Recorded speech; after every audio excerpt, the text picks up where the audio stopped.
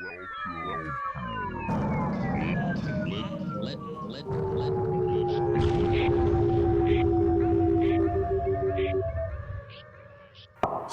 balloons. Lead balloons. The alchemy of unpopular opinions. Unpopular opinions. Yeah, I feel a little spicy today, so all bets are off. And I know that you're out to get the ladies.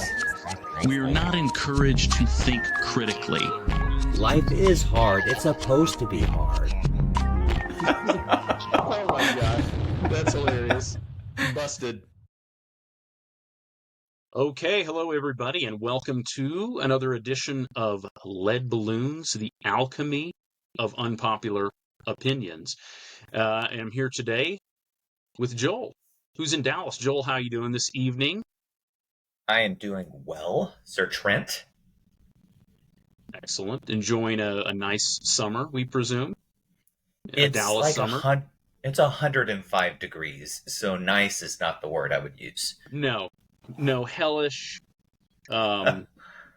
trying, difficult summer. It's getting hot here in Denver too, but nothing like what's going on in Dallas. But It's bonkers. anyway, hopefully we can heat it up with tonight's topic. Where tonight we're going to be just. Are you okay? You all right?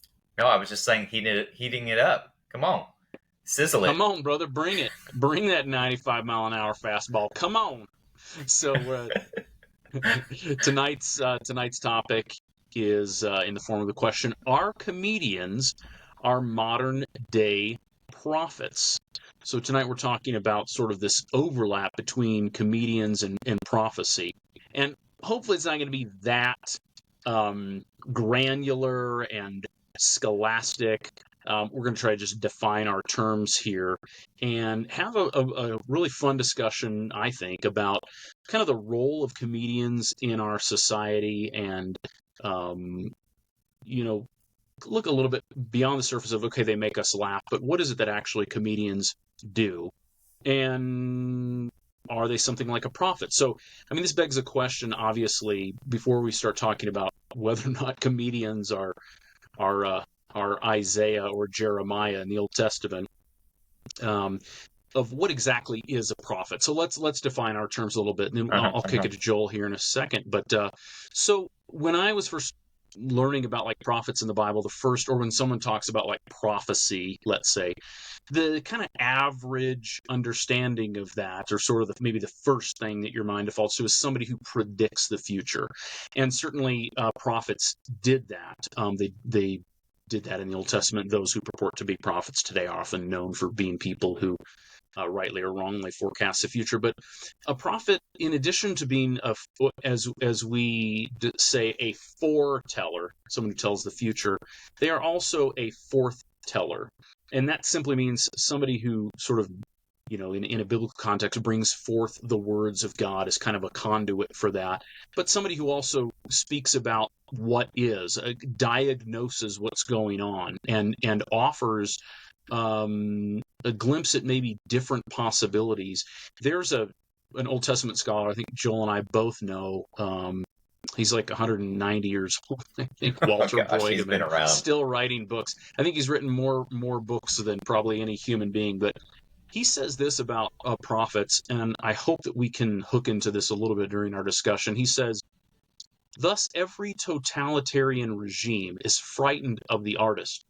It is the vocation of the prophet to keep alive the ministry of imagination, to keep on conjuring and proposing futures alternative to the single one the king wants to urge as the only thinkable one." And when I read this quote, when I say this quote, one of the things that it kind of brings to mind is that maybe the role of the prophet is to get us out of this sense that there's either only one option, or like in our modern day political environment, there's one or two sides. There's two teams. You got to pick a side. There's only one reality that can be imagined, and anything outside of that is sacrilegious in a sense. So I want to know what is your response to that quotation, and then along with that, if I can put two questions in there. So what do you think of that quotation, and how important according to that definition of prophets, how important are prophetic voices in today's world? Yeah, so that quote comes from Walter Brueggemann, who is a biblical scholar, and I love that he uses the word artist because I started thinking about this, I don't know, like a decade ago, and I started in the course of like listening to a lot of comedians. I listened to a lot of comedians to kind of help me with my art form of public speaking and sermons, because I think that comedians are really great communicators. They read the audience well, and they help people feel. But I also kind of saw like hip hop artists. I was starting to list a lot of hip hop, and they also use this role of art to kind of speak into culture. And it goes back to, I loved your distinction around foretelling and forthtelling, because my understanding is that in the biblical genre of prophecy, which looks like poetry, it's an actual genre, and it was known in those days that like less than 10% of it in the Bible is about the future. Most of it is about the present. The word in Hebrew is navi. It just means seer. It doesn't mean foreseer. It just means seer, the person who sees. And I think comedians and hip hop artists, they see and say what they see. And to your point, they're not about like staying true to the party lines. Often they're the ones who are kind of like outside of the fringes, and they're just trying to like say, hey, why don't everyone zoom out a bit and see what I see? And I think comedians are really good at that. And like hip hop, they're good comedians, and they're kind of like crappy comedians. There's like trash comedians, and there's good hip hop, and there's unconscious hip hop, right? There's conscious hip hop and unconscious hip hop. I mean, that's just like about booties and like getting blowjobs, right? So those are. I want to create a distinction that not all comedy is prophetic comedy. Some of it is just garbage. But the good comedians operate like a biblical prophet in the way that they see and they speak truth to power. And I think, to answer your second question, we absolutely need these people. We desperately need these people. Otherwise, the power structures, which are typically built on ego around fear and owning power and maintaining power, there's no check. And it's the prophets that usually like stir the pot and help bring a little bit of check and balance and some equilibrium to a society. Yeah. I had a professor at ORU named Dr. Epperson, the late Dr. Epperson. He was the chairman of the English department. And one of the things that he said was that we really need comedy in our society. And in particular, he advocated for those who criticized by means of comedy those in power. He said, when a society starts sort of trying to outlaw free speech and comedic speech and outlaw those who would caricature and parody the powerful, that's a dangerous place. I mean, my guess is that places like North Korea and Russia probably don't have a strong and vibrant and public comedic tradition operating right now. Those people, I mean, I'm certain there are those talents and those who are trying to do those things in those countries, and they're either underground or they're in prison or they've been killed because totalitarian regimes, like Brueggemann says, don't tolerate the artists, don't tolerate those who imagine new possibilities, and hence the importance of these things in our world. It's the role of the jester, in my opinion. Yes. There's a role within the court, and a lot of times the people in power don't even know they're being made fun of. But it's the jester who helps kind of bring some, like, I don't know, we can get so like conformed into these power dynamics, and we're just like take ourselves so serious. It's why I love people like Sacha Baron Cohen, who just finds really hilarious and just, I mean, that dude does some of the craziest stuff I've ever seen. I do not know how he's not been assassinated by somebody. But what he does is so powerful, and we need it. Yeah. We need people like that who use comedy as a way of holding up a mirror. That's what I think a good prophet does. They're like, hey, this is what you guys are fucking doing. Pay attention, all right? Yeah. I see it, and other people see it. Now let's all talk about it. When I was an RA for a year in college and then a head RA for 2 years. And man, I took that job so seriously, even though essentially we were just like campus police enforcing dress codes and stuff like that. I mean, we didn't. Yeah, you made me shave all my hair underneath my mouth. Yeah, I mean, it just what we actually did in retrospect was pretty trivial.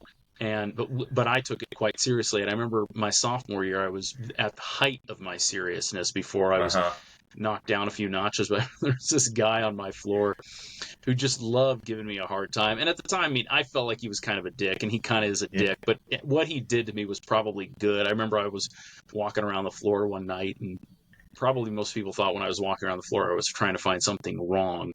And anyway, I walked by him, and he was like spooning out some. He just had a little tin of tuna, and he was just spooning out.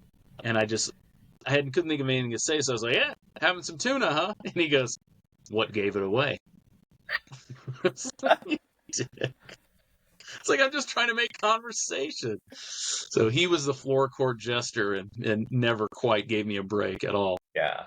I needed those people in my life too, because I think one of the defining traits of humility is that someone who doesn't take themselves too seriously. And that's what I think a biblical prophet does. And that's why so many of them throughout history have been killed, because people in power typically take themselves very seriously. Let's get rid of them.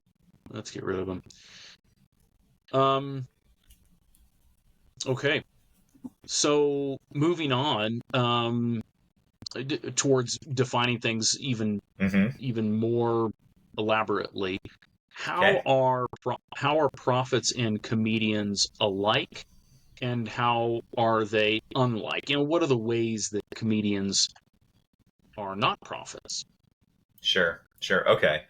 I mean, the common through line to me is primarily their usually stellar skills around communication. And that's a trait that I feel like I've honed over the years, and I have some innate abilities around communication, but I also have some craft that I've developed around that over the years. And what comedians do, it just goes back to, like, you go back to college, Trent, when we were in communication 101, right? There's the communicator and the one who receives the message sender and the message receiver. Communication is not about what is being said. Communication is about what is being received. So that's how we define what is being communicated, not just what is being said. Anyone can yell into the ether, right?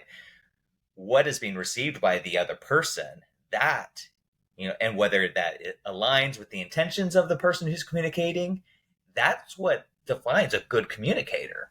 Are people capturing the intentions of the communicator?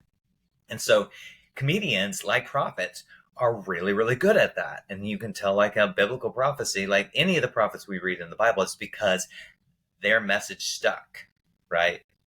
There were tons and tons of prophets in the biblical times whom we don't know their names and we don't know any of their messages, right? They didn't land, they didn't resonate, they didn't come true, or whatever it was, right? There was a lot of biblical prophecy had to meet the wait and see test. Let's see how legit this person is. But we can see this with comedians, like in terms of what can they accomplish in terms of the audience laughing together, moaning together, groaning together, considering together. A lot of times what I think a comedian is so skilled at doing is getting people laughing about something that is most people are terrified to talk about. And as people are laughing, there's this like guard that drops, and they slip in that truth nugget, right? And it's a seed that just like it builds roots in your brain, and you can't get rid of it. It's just like, now I can't unsee, I can't unhear what that joker just put in my head. And I mean, I think a lot of good comedy is what a prophet does. It leaves people slightly unsettled. Mm-hmm. Well said, my friend. Well said. Yeah. I don't know that I have anything brilliant to add to that. Okay, I was going to ask you, how does laughter enable a comedian to say things that we borderline... maybe I will ask you this. How does laughter enable a comedian to say things that would be borderline criminal offenses in other contexts? It's funny because you hear certain comedians say things, you're like, you barely got away with that. I know that all of us would not. Most of us would be arrested or smeared or banned or whatever if we said what you just said. It points to their and probably a prophet as well, to the extent that the prophet was at least received by an audience, if not the powerful, their skill at delivering a message in such a way that was compelling, interesting, intriguing, hilarious, you know, disruptive. Yeah.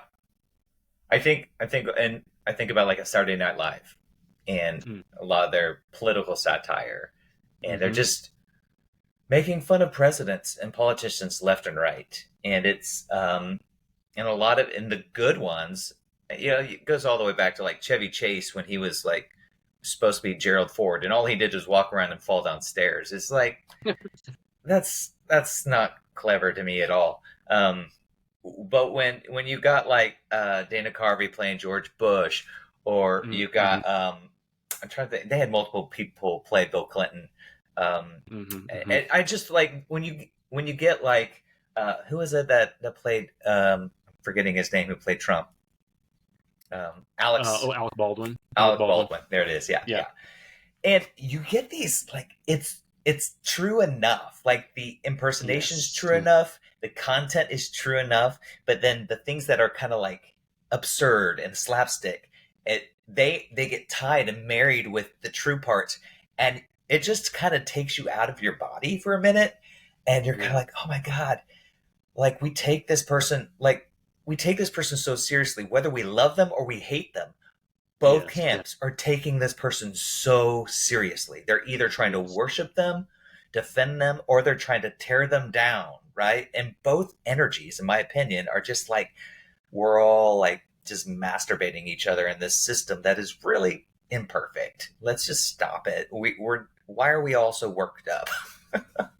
Pointing to their ridiculousness through impersonation is a way of reminding us that they shit just like we do. And it's like in the movie, I don't know if you ever saw the movie The Interview with Seth Rogen and James Franco. Yes. But they go over to North Korea and they interact with Kim Jong-un, all these things. And there's a moment in the movie where like the lady who's guiding them in North Korea, and she's kind of their liaison, they're asking her, is it true that Kim Jong-un does not poop? And she's like, yes, he does not have a butthole. He has no need for one.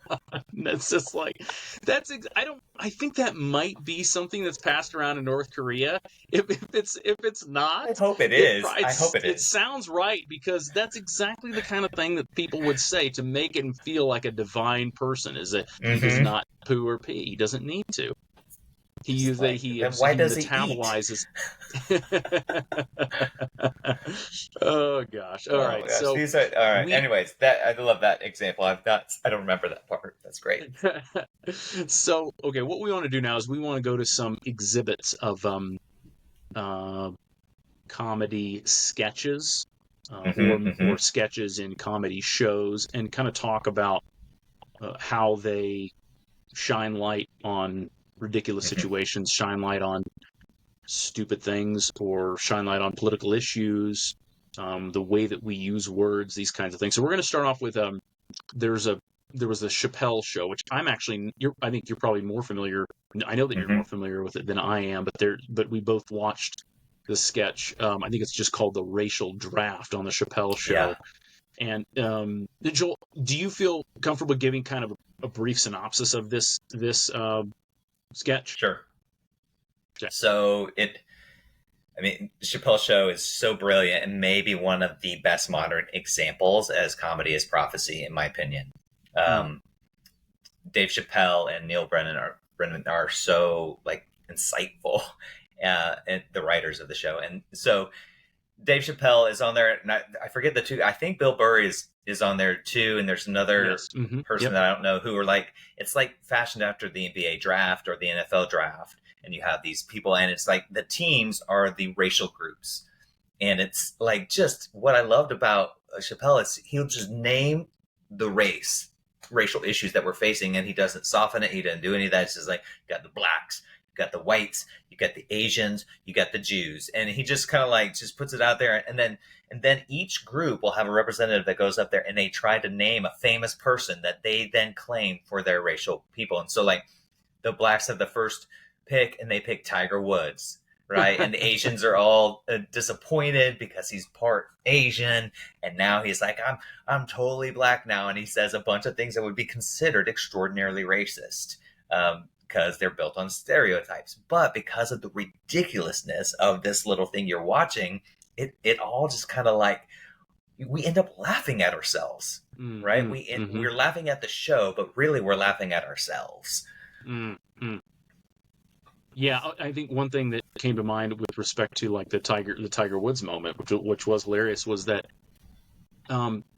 yes, racial categories maybe serve some purpose, but whatever usefulness they have is got to be provisional and partial. To talk about, to be able to say, well, Tiger Woods is black or Tiger Woods is Asian. Well, he has multiracial heritage, like all of us do, or multi-ethnic, we're all made up of lots of different, genetic contributions. And so, there's this, I gotta be able to call him one thing because it makes me comfortable instead of just seeing him again. Can you see him as a human being? What would it take just to see him as a human being? And that's not to minimize racism and minimize sort of these important topics, but Chappelle is showing some of the ludicrousness of what these categories are all about. Yeah. And what I think is, I think you had a question that you were going to ask me about, like, why do I think this is like pokes holes? And I wanted to say to that point, why I think it pokes holes is like, the truth is none of us are like monoliths. Even like the black community or the Hispanic community, they're not like one person who believes all the same things. It's even within that group, there's extraordinary diversity. And so it's just really kind of ridiculous, the word you use. I like the way that we kind of create these containers and boxes as if they're real, because they clearly are not. Every person on that, what's funny, one of the last ones is the Asians pick Wu-Tang Clan as their, which just like the famous hip hop artists, but they're deep into like Asian philosophy. A lot of their songs, mess around with Confucianism or Taoism, and they clearly are way more complex than just a monolithic black person. Yeah. Just as every person on that group, and so it's just like really interesting. The white people, they choose Colin Powell. And they're like, wait, he's not complex. He's 100% black. And so the black people come and say, you can have Colin Powell, but you have to take Condoleezza Rice too. And they're like, okay, all right, but we keep Eminem and you get OJ. And it's just like, it starts playing with all these very emotional situations within our country, right? Very emotional. It makes me think of watching the TV show Blackish. I don't know if you ever watched Blackish. No, I but haven't seen it. There was this great, I'm just going to say this now. There was this great little cartoon that they used to talk about Juneteenth. And so they're this ad agency and someone writes a song to talk about Juneteenth. And it was actually the Roots. I don't know if you know the Roots, the band, but they sang it, and it's a little animation about it.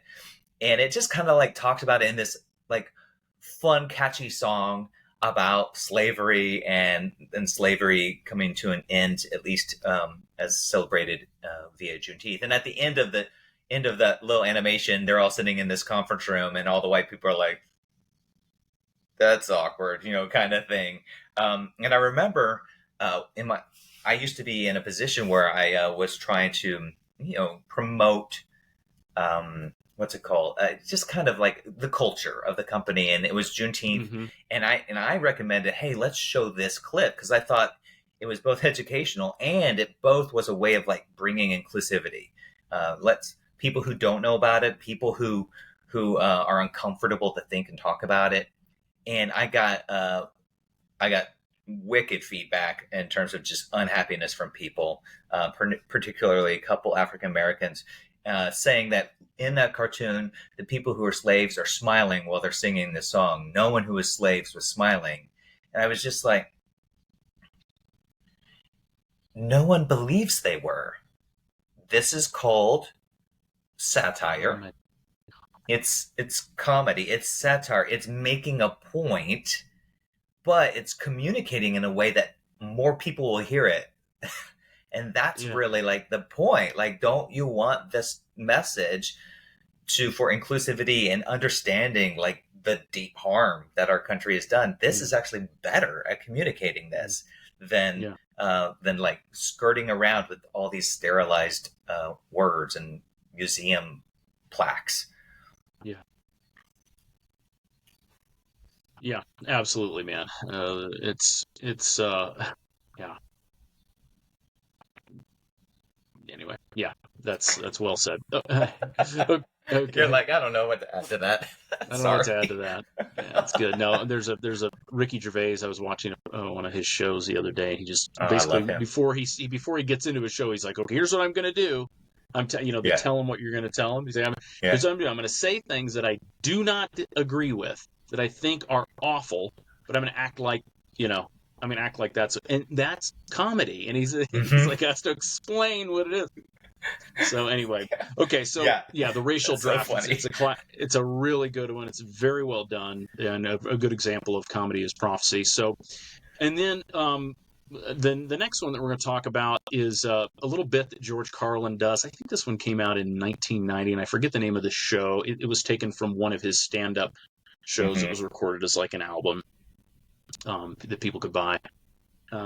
George Carlin does a bit basically on PTSD, and I'll do the synopsis of this. But George Carlin is one part of his comedy was a constant sort of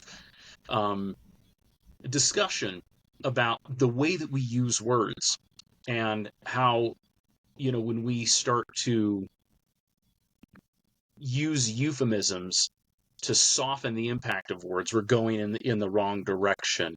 And he just points out the stupidity of how we start using words to sort of hide the truth and soften the blow. So, like in his bit about PTSD, he talks about how during World War I, he says a condition where people were stressed to the max. They literally couldn't take any more sort of battlefield trauma, and that was a condition called shell shock. And he just talks about how shell shock, you can feel it. It sounds like what's actually happening to the person. Shell shock. And it's short, it's 2 syllables.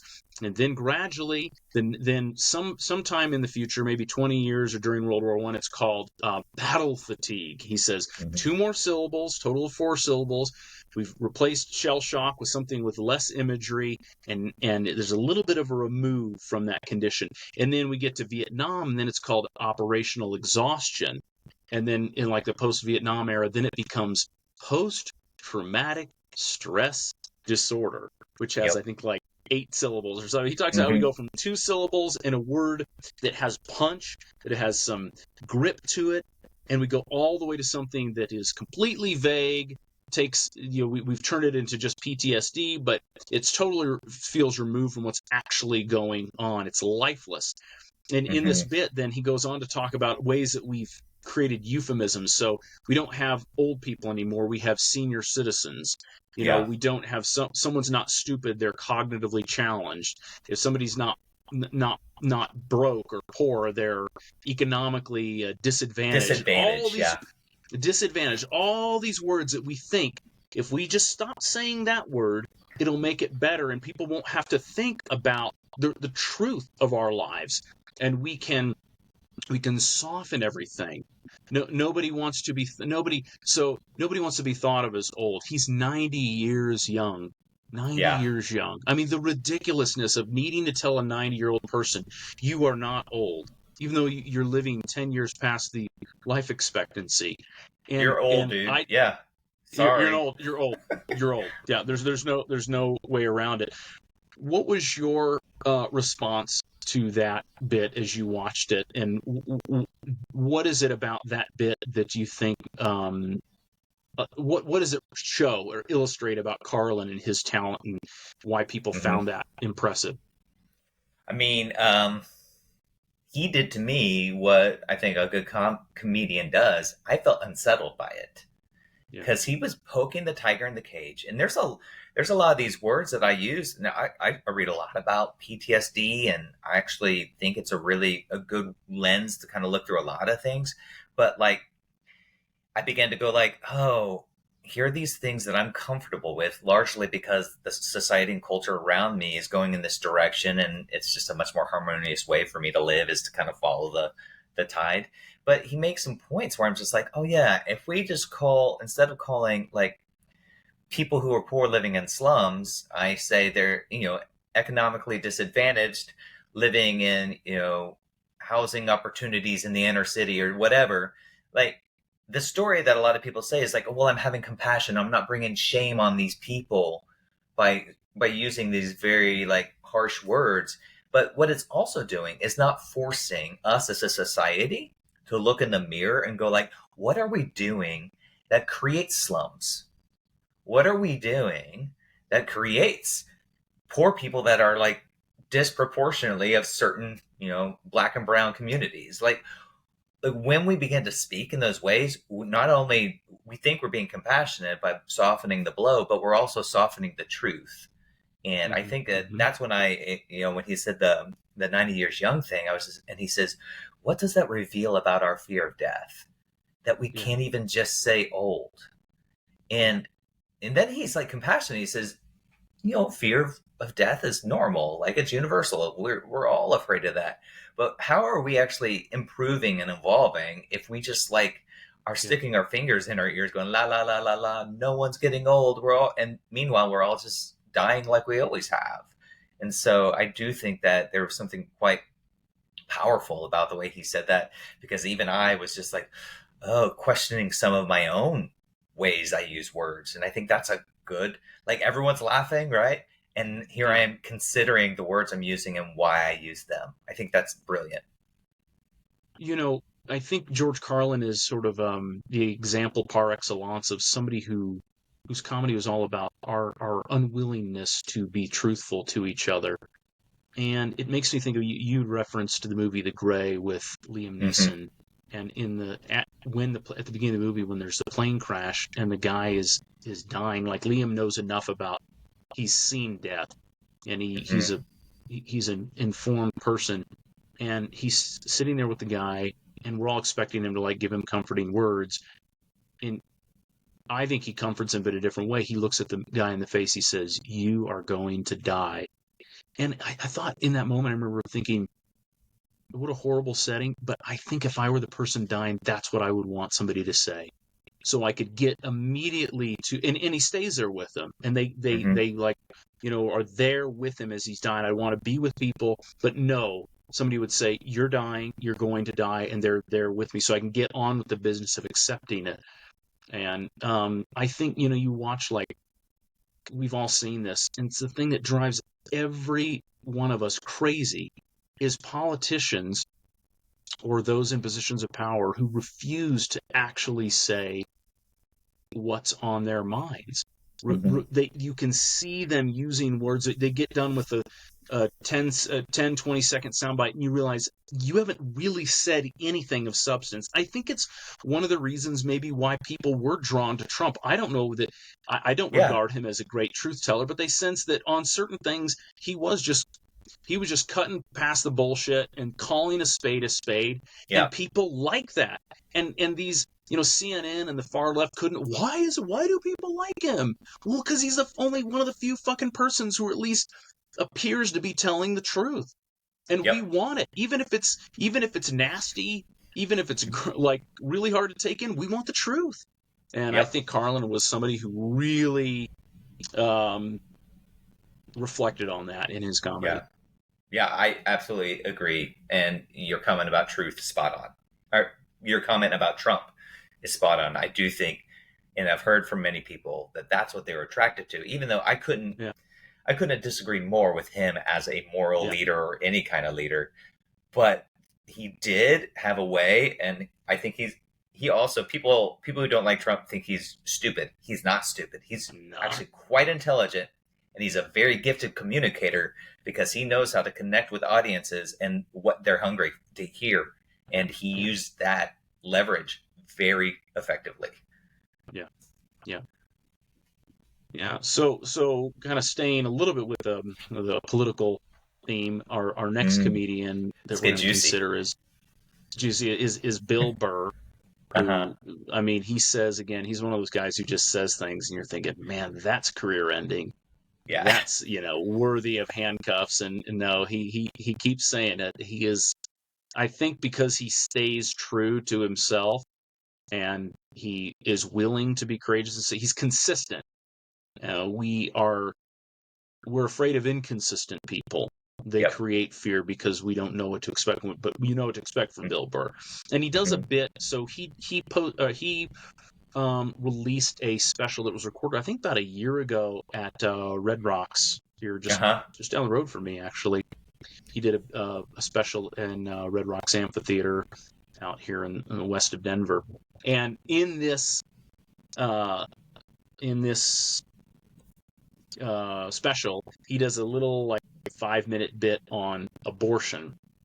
And only the skillful comedians really go into this territory.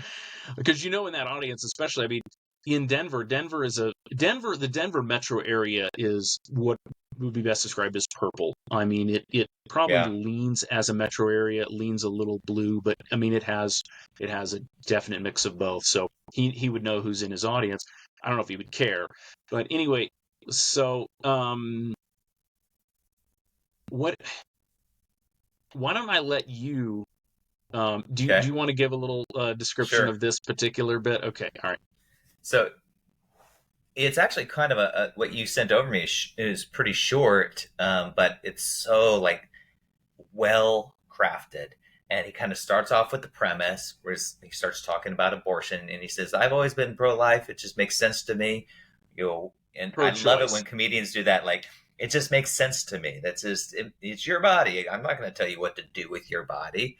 And then he just kind of like he sets people up like, "Oh, we're vibing with you. We're vibing with you." He pulls them in. Yeah, we agree with Yes. you. And then he's like, "But it's still killing a baby." And he just like names it, right? It's just like he says the thing that they're like, "Wait, you sound like a pro." He said, "I'm sorry." He says he's pro-choice. You're Yeah. right. And then Yeah. he says, and then you're like, "Wait, you're saying the pro-lifers what they're saying?" He's like, "Yeah, he's still killing." And then he kind of goes off on that and he says, "Well, I'm not smart enough to know like when does life begin, whatever.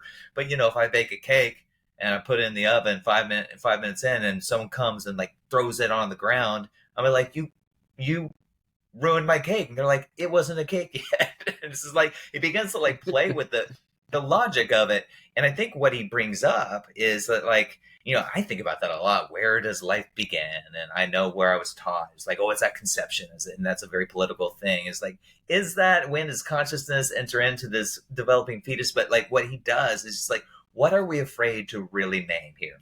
If we really believe that this is a choice, what he's challenged them, if you really believe this is a choice that is a worthwhile choice for individuals to have opportunity to make, let's name what it actually does.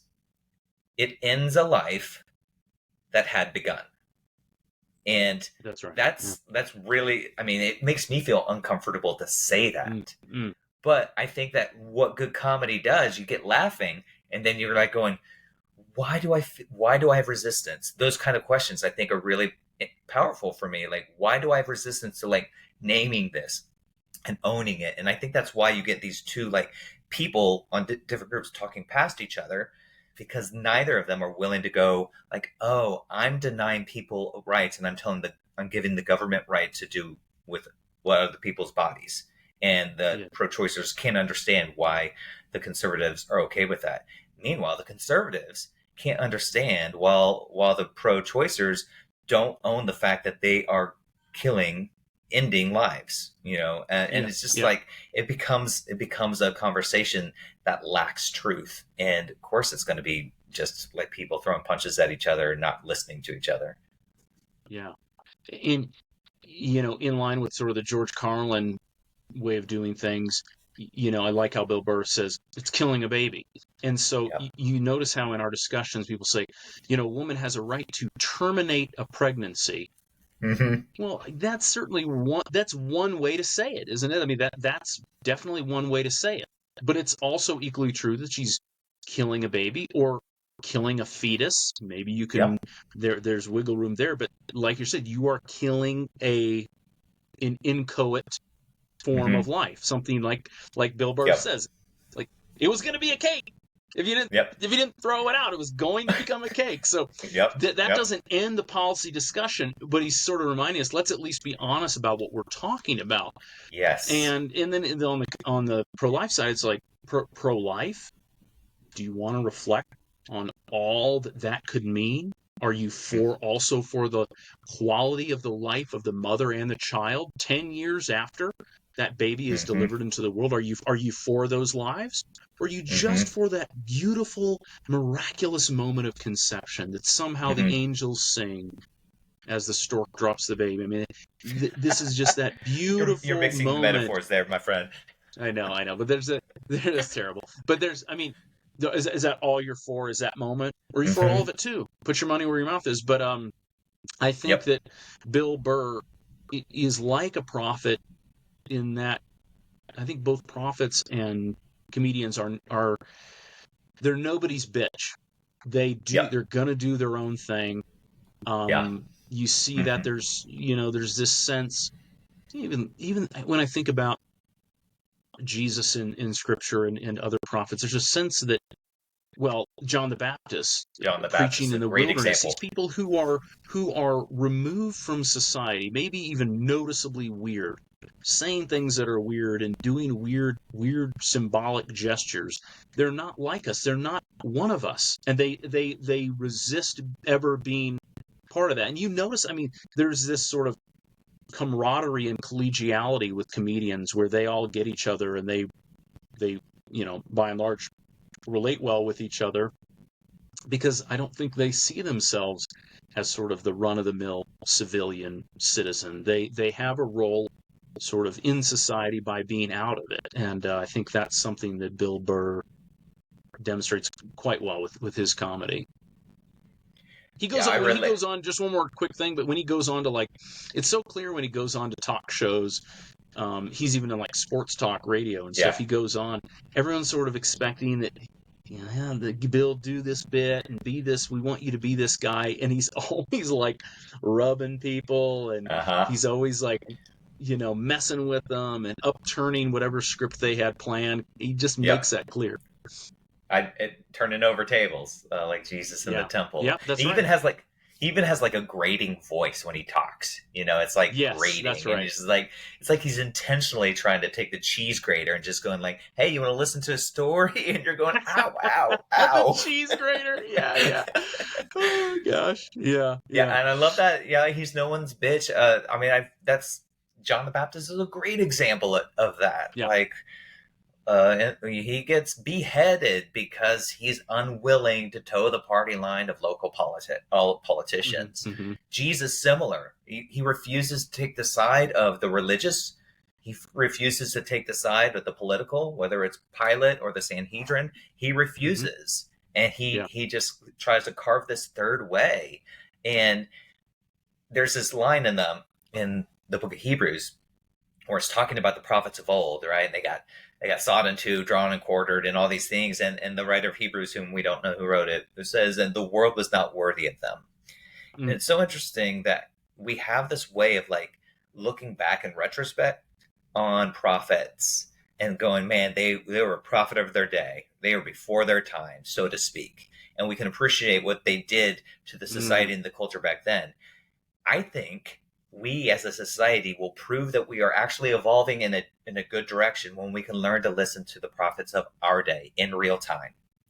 When we can like build up the emotional fortitude for someone who has the ability to see and the gift to communicate, to hold up a mirror, and instead of running from it or throwing rocks at it, I consider it. And that to me is like, I want prophets in my life that I don't want people to like bully me or shame me, but I do want people to like get me to consider like where I might have a blind spot. Yeah, that would be quite the thing, to be able to listen to the prophets in our own day, and that they would have some kind of welcome in their hometown. so to speak. Joel, kind of wrapping up here, can you think of any comedic bits or particular comedians that have left a big impression on you? I mean, I love Mike Birbiglia. If you've ever listened to him, he kind of like he does shows in the way that I would kind of write sermons, very narratival. But I'm thinking of a bit from Pete Holmes. I love Pete Holmes, and he had this HBO special called Dirty Clean, and he does this bit about like heaven and hell, and like, oh, what does everyone believe? You know, are you there's nothing or whatever. And he does this really beautiful like thing of drawing everyone together and then getting everyone to almost no one says it out loud, but everyone just kind of collectively agrees that none of us know. Like none of us know actually. And we have our beliefs, but none of it's provable. We're just holding on to stories. And I thought that the way he did that was hilarious. And everyone was just kind of like was drinking their medicine without realizing it was probably not really great tasting. One of my favorites that I've came across just a year ago. She doesn't do live comedy, although when she does live appearances, like when she does interviews and programs, some that she's done, she mixes in a good healthy dose of sarcasm. But her name's Laura Kipnis, and she has written multiple books. She is a self-described like polemicist and cultural critic, and one of her books came out in like 1999 called Against Love, and it's a polemic against love, and it's I mean, she just goes after all of our institutions of love, and it's very well written. I feel like every single line deserves a laugh track. It is just so well done. So I'll just pick it up and just read it random because I know I'm going to get something that just makes me laugh and makes me think. I would recommend her to anybody. So anyway, maybe those plugs in the distant future, maybe those little plugs could be some kind of seed planted to get a guest on this show potentially. Oh man, I hope so. I hope so. I would love it. Yeah. I would love it. Okay. The last thing, Joel, is comedy is not just about laughter.